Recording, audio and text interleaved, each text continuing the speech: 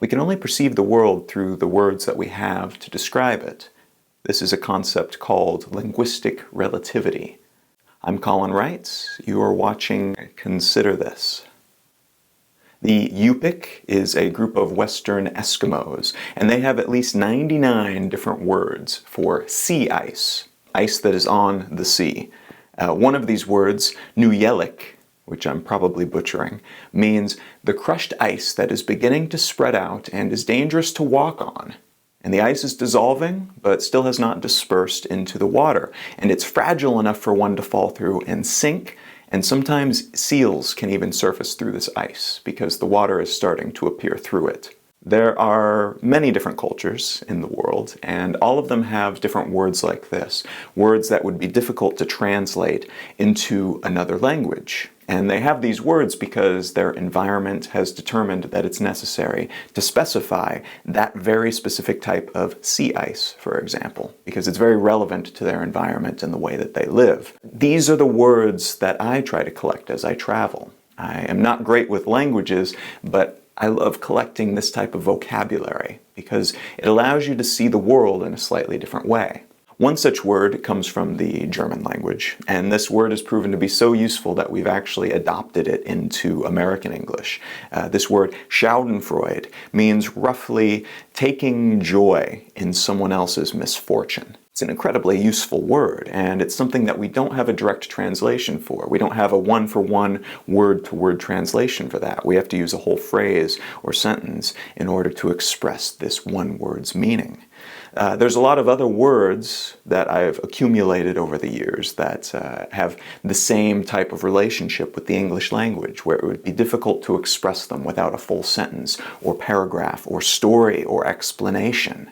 One word is a Romanian word. It's dur, kind of like door, but stretched out a little bit. And dur means roughly the type of longing that you feel for a loved one who is now inaccessible to you. And this person may be inaccessible because geographically they're far away, or it may be that they're inaccessible because you've just broken up, and so you can't contact them right now. And for whatever reason, they are inaccessible, and you feel this longing that like aggregates in your stomach, and it feels like there's a bowling ball in the pit of your stomach and in your guts. And the only way to get this bowling ball out is to sing sad songs. It's a very specific word, and it's something that may or may not actually be useful, but having this word, having the vocabulary to express this very specific concept now means that when you are feeling longing, you have one more thing to look for. You have one more concept to be looking for inside of yourself.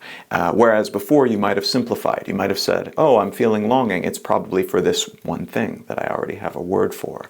Now the world is a little bit richer because you're able to look for that very specific concept. In the same way that knowing some Western Eskimo words might allow you to look at sea ice in a slightly different way. Rather than just saying, oh, it is sea ice, you will say, oh, it is Nuyelik.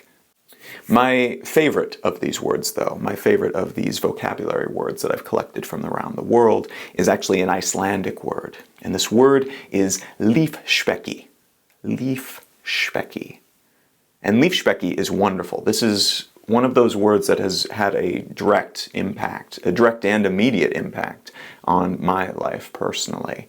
The definition of leafsspeki is roughly the practical philosophy by which you live your life that you define through your actions. The way that this differs from just the word philosophy is that philosophy is a label in a lot of cases that we apply to ourselves. When you say you have a particular philosophy, you're saying, I believe something. I am part of this group that believes this thing.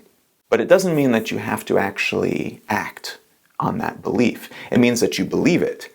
And so I could say that I am a pacifist and then go get in a bar fight every night, and I'm still a pacifist. That is still my philosophy. No one's going around taking away people's philosophical labels. There's no philosophy police out there, though that would be cool. Lifspeki, then, says it's the practical philosophy by which you live your life. You do not define your own leafsspeki through your words. You don't say, this is my leafsspeki. You show it through your actions. You define your leafsspeki with every single thing that you do, every word that you exchange with someone else, every step that you take, every action, day to day, from the moment you wake up to the moment you go to sleep, and maybe at night too if you're a sleepwalker.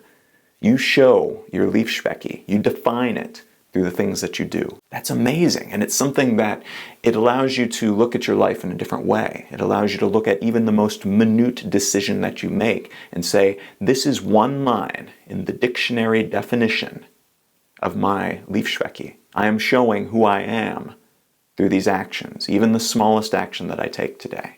It allows you to see something that was always there, but to see it in a way that is empowering, because you have control over this. I don't think we all have to become linguists in order to see the world and really experience everything that's out there. It certainly helps, because then we have more words like this to describe what's happening around us. But everything that we do, everything that we learn, every new body of knowledge that we experience or that we pursue shows us something more about the world around us. By learning about design in school, I started to look at the world in a different way. I started to notice typography and notice lines and angles and composition. It opened up a whole new world to me, things that were always there, but suddenly I had access to.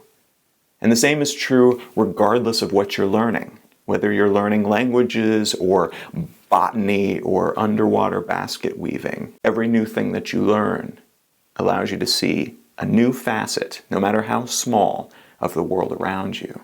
Making regular learning and exploration of different cultures and different bodies of knowledge, even if they at first seem non-relevant to you, is a really good habit to get into.